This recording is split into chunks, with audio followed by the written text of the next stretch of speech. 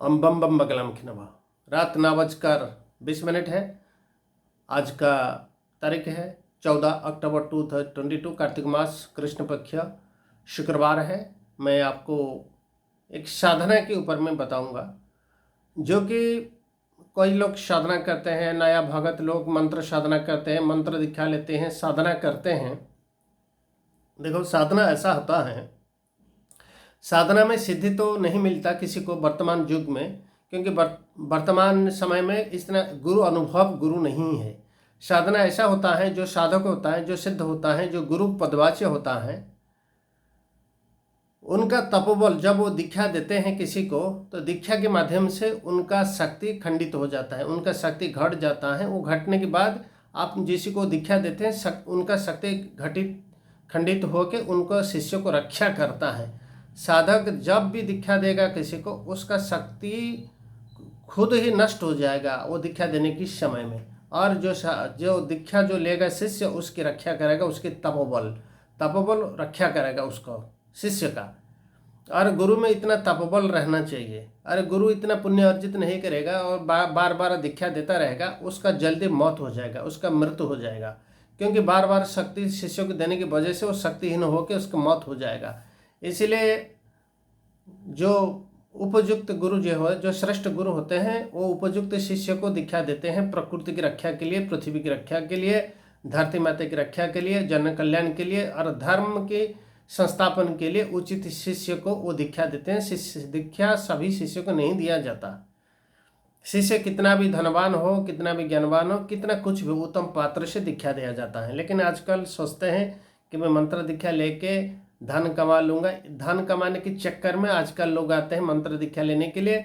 कुछ तो बूढ़े आते हैं, जीवन सारा नौकरी करते हैं, काम धंधा करते हैं, 50 साल 60 साल होने के बाद दीक्षा लेने के लिए आते हैं कि हमको दीक्षा दे दो। अरे तुम जो बचपन से नहीं हुआ, वृद्ध काल में क्या वो हो संभव है? कभी नहीं होगा। इसी जन्म में तो नहीं होगा, शायद अगले जन्म में हो सकता है। और ऐसा लोगों को दीक्षा कौन देगा? कोई नहीं देगा दीक्षा।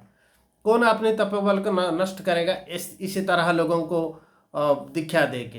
ये दीक्षा का पात्र नहीं है। जो जन्म से है, जो जन्म से लगे हैं, शायद उसको कुछ दीक्षा दिया जा सकता है। मैं शक्ति दीक्षा के बारे में बोलता हूँ।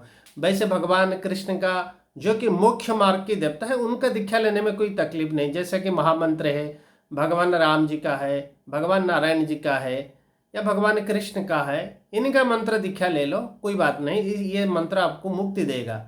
मुक्ति देगा मतलब मरने के बाद आपको आत्मा को थोड़ा शांति मिलेगा। शायद आप फिर दूसरा जन्म लेंगे, दूसरा जन्म लेने के बाद फिर पुण्य काम करेंगे, फिर आपको मुक्ति मिलेगा। ऐसा ही रास्ता खुलेगा। पर शक्ति उपासना शक्ति जैसे दुर्गा, काली, तारा, सरस्वती, हनुमान जैसे कि तंत्रों मंत्रों विद्या में दीक्षित नहीं किया जा सकता किसी को।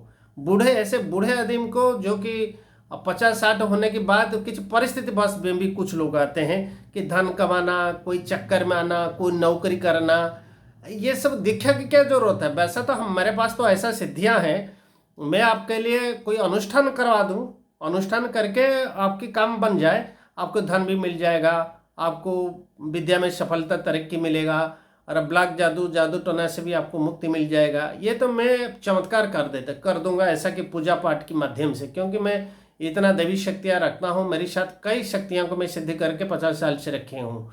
उनको निर्देश, मेरी इच्छा मात्र किसी आपके काम करवा देंगे। वैसा कि बेताल लोग भी है, बेताल लोगों को मैं काम में नहीं नियोजित करता, क्योंकि मेरे पास गायत्री ब्रह्म विद्या की शक्तियाँ हैं, तो इसलिए बेताल लोग मेरे पास आसपास में घूमते नहीं, थोड़ा दूर में रहते हैं।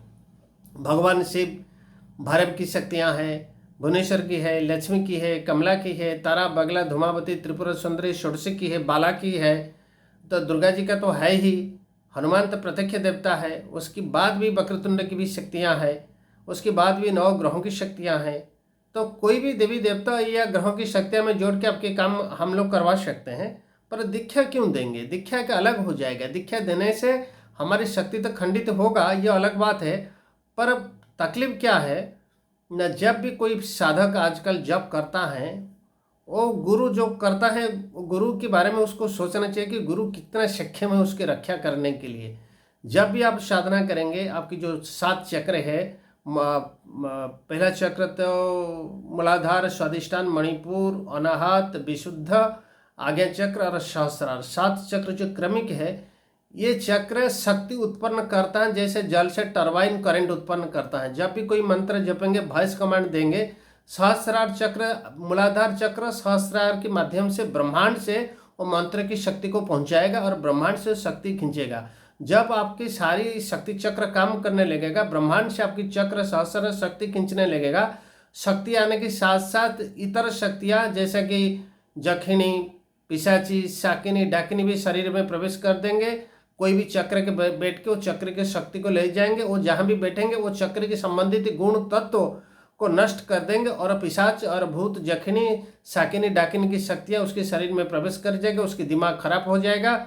जनरली सारी शक्तियाँ साधारणतः आज्ञा चक्र में बैठ जाते हैं और मनुष्य के दिमाग को खराब कर देते हैं। और आज्ञा चक्र में एक बार बैठ गया तो उसका माइंड आउट ऑफ ऑर्डर हो जाएगा, वो उसका मानसिक संतुलन खो बैठेगा। 99% के लोगों के साथ ऐसा ही होता है, उसका माइंड खराब हो जाता है। और आज्ञा चक्र को बचाने के लिए गुरु होना चाहिए, सामर्थ्यवान गुरु। दूसरा, शरीर को किलित मंत्र होना चाहिए, आपने शरीर को किलित करके रखो। दूसरा है, अगर आप कोई शादीशुदा है, आप परिवार है, तो अपने बच्चे को भी वो लोग नष्ट कर देंगे, बीवी को नष्ट कर देंगे, माता पिता को भी नष्ट कर देंगे। इसलिए अपने शरीर को किलित करने के साथ अपने परिवार, अपने घर को भी किलित कराना होगा। और किलित के लिए 2 मंत्र सबसे अव्यर्थ है, कि नरसिंह भगवान है तो दूसरा हनुमान है। ये 2 मंत्र को सिद्ध करके रखना पड़ेगा। और 10 द्वार, 9 द्वार और 7 चक्र, 16 द्वार को बांधना पड़ेगा। उसके बाद में भी मंत्र है कि नाखून को बांधने के लिए, पैर को बांधने के लिए, और हाथ को बांधने के लिए, बाल को बांधने के लिए, और जंघा को बांधने के लिए भी एक मंत्र होता है। उसका आप प्रयोग कर सकते हैं, नहीं कर सकते हैं, लेकिन 16 द्वार को बांधना पड़ेगा आपको। या हनुमान की द्वार से द्वारा करो, या भगवान नारायण के रूप नरसिंह की द्वार में करो। दोनों के माध्यम से करने में आपका शरीर किलित हो जाएगा। और फिर अपने परिवार को रक्षा करने के बाद आप जाप करो। अगर आपका कोई गुरु नहीं है, अगर गुरु है तो अच्छी बात है, गुरु की तपोबल आपको रक्षा करेगा। गुरु सामर्थ्यवान होने से उसके तपोबल से आपको रक्षा मिल जाता है। अगर गुरु नहीं है तो आप क्या करेंगे?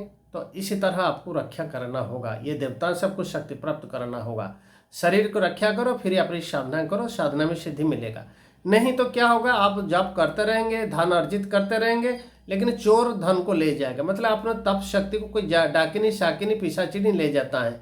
कोई इतर जोनियाँ हैं, वो जोनी से उनका जब शक्ति चला जाता है तो वो निष्क्रिय हो जाते हैं और मनुष्य जोनी को उनका आना पड़ता है। वो क्या करते हैं, ऐसे मनुष्य को शिकार करते हैं। साधक को शिकार में वो डाकिनी, पिशाचिनी घूमते हैं, जिसके पास गुरु का तपोबल नहीं है रक्षा करने के लिए, और उसका अपने शरीर को किलित नहीं किया है, उसके शरीर में वो प्रवेश कर जाते हैं।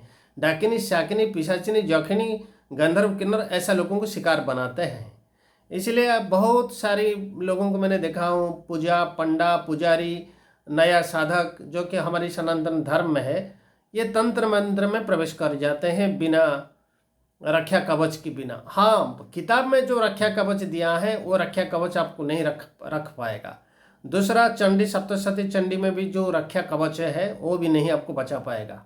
वो कवच एनफ नहीं है, वो कवच सक्सेसफुल कवच नहीं है बचाने के लिए। हाँ, आप चामुंडा के मंत्र बहुत लोग जप करते हैं तो बर्बाद हो जाते हैं, वो मंत्र जप करना नहीं चाहिए। मैं पहले बताया था कि मंत्र गलत है। चामुंडा की जो शब्द है वो मंत्र में, वो मैक्स मुलर, और मैक्स मुलर का काम एक ब्रिटिश पंडित था, वो मंत्र में गड़बड़ी करके उसने बीचे, चामुंडाई बीचे शब्द को लगा के मंत्र को बहुत उग्र उचाट कर दिया। जो भी जप करेगा उसका सर्वनाश होगा। ऐसा कई मंत्र में है, तारा मंत्र में भी है, काली मंत्र में भी है। देखो, काली मंत्र में क्रिंग क्रिंग क्रिंग हुंग हुंग रिंग रिंग, ये क्या है इस मंत्र में? एक क्रिंग क्रिंग जो बीज है, हुंग हुंग जो बीज है, हुंग को मतलब उच्चाटन करना। आप काली तत्व को उच्चाटन क्यों करेंगे? मैं तो काली के साधक को मैं पूछ रहा हूँ, जो मंत्र, जो 22 अक्षरी मंत्र काली के दिया है, ये जो 22 अक्षरी मंत्र में क्रिंग क्रिंग क्रिंग हुंग हुंग रिंग रिंग, ये क्या है मंत्र? ये कोई मंत्र है क्या? ये मैक्स मुलर, माइकोली एक था, एक जो संस्कृत भारतीय विद्या को इधर उधर किया था, ये वही उसका किताब सब घूम रहा है मार्केट में। ये कोई सनातन धर्म का लोग नहीं उसको लिखा है, कोई सनातन धर्म ऐसा गलत नहीं करेगा, मेरा जैसा पंडित ऐसा गलती कभी नहीं करेगा। तो सनातन धर्म, हाँ हम उसको मंत्र नहीं दे सकते, पर ऐसा गलती नहीं करेंगे। क्या है मंत्र इसमें? ये मंत्र को जाप करते क्या फल मिलेगा आपको? ये कोई फल देने वाला मंत्र नहीं है, इसमें आपको नुकसान नहीं होगा ये मंत्र में। हाँ, आप हनुमान चालीसा पढ़ सकते हो, वो एक एक गीत जैसा, एक संगीत जैसा, उसका पढ़ सकते हैं, उसमें कल्याणकारी होगा। इसमें इतना लाभ नहीं होगा हनुमान चालीसा में आपको, क्योंकि हनुमान चालीसा कोई मंत्र नहीं है। फिर भी हनुमान चालीसा हमारे एक संत ने लिखा है, तो उसका पढ़ो तो इसमें कल्याणकारी तो होगा। इतना मंत्र अलग होता है, बीज मंत्र अलग होता है, उसका अपार शक्ति होता है। बीज मंत्र तो स्वयं देवता की स्वरूप है। हनुमान चालीसा में थोड़ी बीज मंत्र है, वो तो एक संगीत है, उसका पढ़ो, बात से ध्यान लगाओ, उसमें भक्ति भाव उत्पन्न होगा, वो अलग बात है। रामायण पढ़ो, रामायण मंत्र नहीं है, फिर भी तो आपके मन में भक्ति श्रद्धा भगवान के लिए आएगा। महाभारत पढ़ो, भागवत पढ़ो, मंत्र तो है ही नहीं, पर तो भगवान हमारे देवता के लिए, तो भक्ति आएगा, भक्ति से तो भाव आएगा, भाव से ही मंत्र जाप की इच्छा उद्रेक होगा। मंत्र आखिरी समय में मंत्र है, मंत्र देवता है। मंत्र जो सोचते हैं, मंत्र देवता का स्वरूप है। मैं किसी को शिष्य को मंत्र देता हूँ, इसका मतलब क्या है? मैं उसको देवता को दे दिया, ये समझो पहले। मंत्र देने के मतलब आप क्या सोचते हैं? कोई एक अक्षर नहीं दिया आपको, मैं सिद्ध करके जिसे देवता के मंत्र के रूप में रखा हूँ, आपको मैं समर्पित कर दिया। मैं जिस दिन से दे दिया उसी दिन से आपकी बात मानेगा और आपसे आपकी बात करेगा। आपको साधना करने की क्या जरूरत है? आप तो एक बार मैं दीक्षा दे दिया, आपको एक बार जपने में तो आपको सिद्ध हो गया, क्योंकि मैं तो आपको रेडीमेड दे दिया हूँ बना के। मेरे पास देवी था, मैं आपको दे दिया कि ले जाओ शिष्य, ये तो हो गया दीक्षा। आप तो देवी पा गया, सीधे पा गया, बिना परिश्रम से। मैं 50 साल से तपस्या, आपको बस 10 मिनट में आपको मिल गया। मंत्र दिया मतलब देवी मिल गया। आपको मंत्र जपो और तुरंत देवी प्रकट हो जाएगी, बा आपको निर्देश देगी। वो दीक्षा इस तरह का होता है। जो आप सोचते हैं कि मुझे गुरुजी दीक्षा देंगे, मैं जाप करूंगा, देवी को प्रकट करूंगा, अरे क्या जरूरत है? मैं तो सिद्ध करके रखा हूँ, आपको दे दिया, आप ले लिया। दीक्षा ऐसा ही होता है। और जो गुरु बोलता है कि आप जाप करो, जाप करने के बाद सिद्धि होगा, देवी आएगा, प्रकट होगा, वो दोनों बेवकूफ़ है। शिष्य बेवकूफ़ है, गुरु बेवकूफ़ है। अरे खुद ही सिद्धि नहीं किया है। अगर खुद सिद्धि करके रखा है तो मैं अपने शिष्य को देता हूँ, तो शिष्य को सिद्ध करने की क्या जरूरत है? मैं तो सिद्ध करके रखा हूँ, तुम जा माँ, उसकी बात मानो और सुनो। माँ तो सुनेगी, क्योंकि वो मेरे साथ वचनबद्ध है। वो ये होता है गुरु दीक्षा। लेकिन लोग उसको समझते नहीं। आजकल नया नया शिष्य भी बेवकूफ़ है, गुरु भी बेवकूफ़ है, दोनों आपस में बेवकूफ़ होते हैं। तो सिद्धि कैसा होगा? सनातन धर्म को पतन का यही तो कारण है। इसलिए हम ऐसा आगे हमें होने नहीं देंगे, हम सही ज्ञान पहुंचाएंगे, जैसे कि आपको सिद्धि मिलेगा। इसमें बड़ी छोटी बात नहीं है। बहुत बड़ी बड़ी संत लोग होते हैं जिनको कि मंत्र तंत्र अलग बात है। हाँ, वो मठाधीश हो सकता है, वो अलग बात है। वो किसी मठ में, इसका मतलब नहीं कि वो मंत्र की सिद्ध है, ऐसा नहीं आप बोल सकते। मंत्र सिद्ध की बात अलग है। वो ज्ञान की किताब पढ़ के ज्ञान देना, भाषणबाजी चलाना अलग है, लेकिन मंत्र सिद्ध अलग है। मंत्र सिद्ध लोग कभी शहर में नहीं रहेगा। बम्बई, दिल्ली, चेन्नई, पुणे ऐसा शहर में नहीं होते वो लोग, बेंगलोर नहीं होते। वो किसी पहाड़, गुम्फा, एकांत पेड़ के नीचे, किसी घनघोर जंगल एकांत में रहता है, क्योंकि उसके साथ सारी देवी शक्ति हमेशा जाना आना लगा रहता है। मेरे पास हमेशा देवियों की जाना आना लगा रखता है। मेरे सुबह गायत्री माता आते हैं, काली माता आते हैं, बगलामुखी माता है, लक्ष्मी माता आते हैं। हर दिन लक्ष्मी के दर्शन होता है। भगवान शिव जी का होता है, भगवान नारायण जी का होता है, नरसिंह जी का होता है, राम जी का होता है, हनुमान जी का होता है, लक्ष्मण जी का होता है। सीता मैया के साथ मेरी हर दिन संपर्क में वो लोग आते हैं। जल देवता भी आते हैं, वायु देवता आते हैं, अग्नि देवता आते हैं, 9 ग्रह मेरे पास आते हैं, इंद्र देवता आते हैं, वरुण देवता आते हैं। हर दिन ग्राम देवी मंगला माता मेरे पास आते हैं। कई देवियाँ मेरे पास, दुर्गा जी हमेशा रहते हैं। उसके बाद विश्वकर्मा और धन्वंतरि के साथ मेरे हमेशा संपर्क बना रहता है। दोनों देवताओं के साथ, दोनों साथ मेरी मुलाकात, धन्वंतरि विश्वकर्मा नित्य मेरे साथ उनकी संपर्क में रहता हूँ, उनके साथ मेरे रहता है। उसके बाद भी बाला त्रिपुरा की होती है, माँ कामाख्या देवी के साथ मेरी हमेशा बातचीत चलता रहता है। एवरीडे बातचीत चलता रहता है। सुबह 4 बजे होने से अर्ली मॉर्निंग सारे देवता मेरे पास आ जाते हैं। मैं सोते रहूँगा तो मुझे जागृत करते हैं, बेटा उठ जाओ, थोड़ा हवन शुरू करा, आपने जाप शुरू करा, हम लोग को आ गए हैं। जैसे कि आपके घर में अतिथि आते हैं, ऐसा मेरे देवता के साथ चलता है। और आप विश्वास करेंगे, मेरा एक वीडियो आप देखेंगे, मैं भुवनेश्वर शहर पिछले साल, ये 2022-21 मार्च 27 तारीख को एक टीवी चैनल बोला कि आप देखा पाएंगे। मैंने पूरा भुवनेश्वर शहर को ऐसा शक्ति को जागृत किया। एक शमशान में भुवनेश्वर शहर को 45 मिनट से अंधारा बना दिया। इतना बिजली, इतना हवा, तेज हवा मैंने चला, पूरा नॉर्मल वेदर था, 6 महीने से कुछ नहीं था। इस शहर को पूरा मैं शक्ति के प्रभाव से मैं अंधारा बना दिया। इतना बिजली और इतना आसमान में वज्रपात हुआ और इतना तेज हवा चला, कोई जा नहीं पाया, पूरा शहर ब्लॉक कर दिया 45 मिनट्स तक। मैंने टीवी चैनल की कैमरे के सामने इतना शक्ति को मैंने प्रकट कर दिया। फिर एक शहर में, सुनो, एक शहर में मैं कर सकता हूँ, मैं जब चाहूँ हवा को चला सकता हूँ, सूरज को आसमान से निकाल सकता हूँ, जल वायु पृथ्वी आकाश अग्नि पंच तत्व को मैं अपने नियंत्रण में रख सकता हूँ, क्योंकि मैं पंचभूत को सिद्ध किया हूँ। माँ पंचांगुलिक और पंच तत्व मेरे अधीन है, मैं उनका अपनी इच्छा के अनुसार व्यवहार करता हूँ। ये सभी की बस की बात नहीं है। आप ऐसा करें, आप साधना करके सिद्ध करें। मैं 50 साल से मैं दूसरा लोक से आया हूँ, सप्तर्षि मंडल से आया हूँ, सप्तर्षि जहाँ सप्त ऋषि रहते मैं उसी लोक से आया हूँ, धरती को उतरा हूँ। धरती को मेरे काम है मंत्र जंत्र तंत्र ज्ञान देना, फिर अपने लोक को वापस करना। मैं तभी तक तो मंत्र जंत्र तंत्र ज्ञान देता रहता हूँ। 3 साल से मैं सिद्ध हूँ, जन्म से ही मैं ज्ञानी हूँ, जन्म से ही मैं भगवान सूर्य के साथ संपर्क में हूँ, जन्म से ही सूर्य मेरी साथ देते हैं, जन्म से हनुमान जी मेरी साथ है, नरसिंह भगवान मेरी साथ है, भगवान विष्णु हमेशा मेरे साथ देते हैं। मैं जन्म से हूँ, क्योंकि मैं दूसरा धरती से आया हूँ, मैं दूसरा लोक से आया हूँ, सप्तर्षि मंडल से। तो ये मेरे काम है कि थोड़ी आप मेरी भाषा को समझ पाएंगे, मुझे समझ पाएंगे। मैं कहाँ सप्तर्षि लोक है, कहाँ पृथ्वी लोक है। हाँ, मैं आपके शरीर में पृथ्वी लोक का हूँ, मेरा विचारधारा आत्मा तो दिव्य लोक का है, इसलिए मेरे विचार आप नहीं समझ पाएंगे। मैं जो कह रहा हूँ वहीं करो, मुझे आप नहीं समझ पाएगा कोई, क्योंकि मैं सप्तर्षि लोक का हूँ। मुझे आप कैसे समझ पाओगे कि मैं क्या चीज़ हूँ। मेरी विचारधारा आपका जहाँ समाप्त होता है, मेरा वहाँ से शुरू होता है। कहाँ सप्तर्षि लोक है, कहाँ आप पृथ्वी लोक की प्राणी है। हाँ, मैं पृथ्वी लोक में हूँ, आपके मंगल के लिए आया हूँ। मैं जो कह रहा हूँ वो सच कह रहा हूँ, आप करो और आगे बढ़ो। मैं मंत्र जंत्र तंत्र के बारे में पूरा आपको ज्ञान दूंगा। साधना के मार्ग सनातन धर्म का प्रतिष्ठा करके मैं अपने लोक को वापस चला जाऊंगा। इसलिए मैं जब तक बोल रहा हूँ वो आपको सही बोल रहा हूँ। मैंने बहुत लोगों को दिखा, वो सब विद्या में सिद्ध नहीं है, उनका कोई अनुभव नहीं है। बड़ी बड़ी मठाधीश हो सकते हैं, बड़ा बड़ा रूप धारण कर सकते हैं, पर साधना के क्षेत्र में वो लोग नहीं है, कामयाब नहीं है। महाराज जैसा कोई नहीं है, आज तक मैंने नहीं देखा कि इतना साधना की उच्च कोटि का कुछ न साधना कर सके। मैंने जन्म से ही मेरे संपर्क में, मैं सप्तर्षि लोक हमेशा संपर्क में रहता हूँ। सप्तर्षि लोग जो सप्त ऋषि जहाँ रहते हैं वो हमेशा मेरे संपर्क में रहते हैं कि मैं क्या कर रहा हूँ। डायरेक्शन तो मुझे वहाँ से आता है, यहाँ मेरे कुछ नहीं है, सब डायरेक्शन वहाँ से आते, वो लोग मुझे चलाते हैं।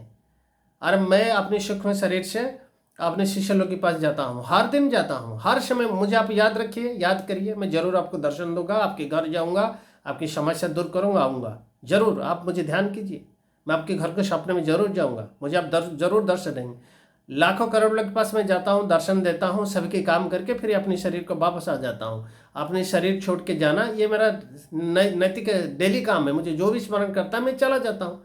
थोड़ी आप शरीर छोड़ के चला जाएंगे, शरीर छोड़ के आप जाने के लिए इतना तपोबल होना चाहिए, गायत्री मंत्र की इतना ऊर्जा होना चाहिए, ब्रह्मांड की इतना ऊर्जा आप में होना चाहिए, और अपनी सहस्रार चक्र इतना शक्तिशाली हो कि अपनी जीवात्मा को सहस्रार चक्र के माध्यम से बाहर को निकाल सके, इतना शक्ति होना चाहिए। और आप वो ज्ञान इतना आसानी से प्राप्त नहीं कर सकते। हम जैसे ज्ञान को प्राप्त किया है 50 साल से घोर तपस्या करके मैंने प्राप्त की है। और आप बोलेंगे कि मैं अभी ये 1 साल 2 साल या थोड़ा मंत्र जाप करके ऐसा सिद्धियाँ या हवन करके ऐसा कर दूंगा, नहीं होगा। इसलिए आपको जन्म से ही लगा रहना पड़ेगा। एक चीज़ को प्राप्त करने के लिए बहुत कठिनाई आएगा, बहुत कठिनाई की साथ दे के मैं आया हूँ, क्योंकि आप जानते हैं अभी कलियुग चल रही है। कलियुग जो है शुक्राचार्य ने इसको बनाया है, आपने मंत्र विद्या से तामसिक विद्या से बनाया कलियुग को। कलियुग ऐसा है जहाँ की शिव जी भी काम नहीं कर पा रहे हैं, उसको रोक नहीं पा रही हैं, हनुमान जी रोक नहीं पा रही हैं, और दूसरा देवते की बात तो छोड़ो। इसलिए कल्कि को, भगवान विष्णु को कल्कि अवतार रूप में आना है। ये जो अमर है, अष्ट अमर है, उनके साथ देंगे, परशुराम भी साथ देंगे, अश्वत्थामा भी साथ देंगे, हनुमान जी साथ देंगे, शिव जी भी साथ देंगे, ये कल्कि को नष्ट करने के लिए। ये जो कल्कि है ना, ये कल्कि ही सबसे बड़ा बदमाश शैतान है, इसने भी मेरे पीछे पड़ा था। अरे इसको मैंने आपने मंत्र विद्या के साथ, इसको शक्ति मेरे साथ काम नहीं कर रहा, इसलिए काम नहीं कर रहा हूँ क्योंकि हनुमान त्रेता युग का है, इसलिए ये युग का उनका शक्ति काम में नहीं प्रयोग नहीं कर सकते, क्योंकि मैं तो इसी समय का हूँ धरती में। और इसी समय में अगर आप इसी समय सारी कठिनाई, जितना भी मुसीबत आए, सबको संभाल के आपने जप तप ध्यान को केंद्रित करके आप एक साधना में लीन रहे, कल ही तो आएगा, पर आपको डरने की बात नहीं, आप लगा रहे, ईश्वर के आपको जरूर आशीर्वाद मिलेगा। ईश्वर के साथ जो भी लगा रहेगा, आपने मन केंद्रित करके, एकत्रित करके, अपनी हर चीज़ को, अपने विचार को अपने बस में इंद्रियों को रख के अगर आप स्थिर चित्त में पंचेंद्रिय को बांध के ईश्वर में चिंतन करेंगे, कंटिन्यू करते रहेंगे, धारावाहिक रूप में आप करते रहेंगे, जरूर ईश्वर की सान्निध्य मिलेगा, आपको साधना में सफलता मिलेगा। नहीं होगा तो इस जन्म में नहीं होगा, अगले जन्म में देखेंगे। ऐसे सोच लो, मैं जैसे जन्म से सोच रहा था मेरा कुछ नहीं होगा, लेकिन मेरा जैसे अचीवमेंट हुआ किसी का भी नहीं हुआ। मैं भी जन्म में सोचा था, क्योंकि मैं सादा सीधा था, भोला वाला था, मुझे इतना चालबाजी चालाक, जैसा आजकल साधु संत लोग नकली बहुत चालबाज है, बहुत चतुर है, बहुत वेशभूषा धारण करते, सब कुछ नहीं है उनमें, ना कामाख्या में है, ना तारापीठ में है, ना किसी भी पीठ में नहीं है। ये सिर्फ ढोंगी है और कुछ भी नहीं है इनके पास में। अब कहाँ भी देखो, दतिया में देखो, नलखड़ा में देखो, ये कंगड़ा में देखो, कोई भी पेट में है ही नहीं। हाँ, कोई एका दुक्का बूढ़ा लोग होते हैं जिसमें मंत्र तंत्र विद्या तो सिद्धियाँ नहीं है, पर उनका संस्कार अच्छा होता है। ऐसा मैंने देखा, संस्कारी लोग कुछ होते हैं, बूढ़े लोग होते हैं, उनमें बहुत गुण है। वो कभी नहीं बोलते कि मैं मंत्र जंत्र तंत्र में जानता हूँ, वो तो समाज के कल्याणकारी काम में लगे रहते हैं। हाँ, समाज के कल्याणकारी अच्छा लोग मिलेंगे आपको, पर ये मंत्र तंत्र सिद्धि वाला आदमी आपको नहीं मिलेगा कभी। कहाँ, मेरा अनुभव में मैंने देख चुका हूँ। और इसलिए मैं आप लोगों को अगर इसी लाइन पर जाना है, थोड़ा सा तो आपको कष्ट होगा, इसलिए आप पूर्ण रूप से भगवती को या भगवान को समर्पित करके आप आगे चलते रहिए। ईश्वर को, प्रभु मैं जो होगा होगा, नहीं होगा, अगर मेरे प्राण चला भी जाए तो अगले जन्म में जरूर मैं आपको प्राप्त करूंगा। इसी उद्देश्य से आप ध्यान करके, बस भगवान का ध्यान करके अब आगे नया साधक बढ़िए, आपको जरूर सफलता मिलेगा। जय माँ पीताम्बरा, जय पीताम्बरा, जय पीताम्बरा। मेरा एक नया चैनल है, ये है मेरा बगलामुखी साधना एंड फ्यूचर प्रेडिक्शंस, और एक चैनल है फ्यूचर प्रेडिक्शंस, उसको सब्सक्राइब 2 चैनल को कीजिए, और नया नया मैं वीडियो देता रहूँगा। आप देखते रहिए, आगे बढ़िए।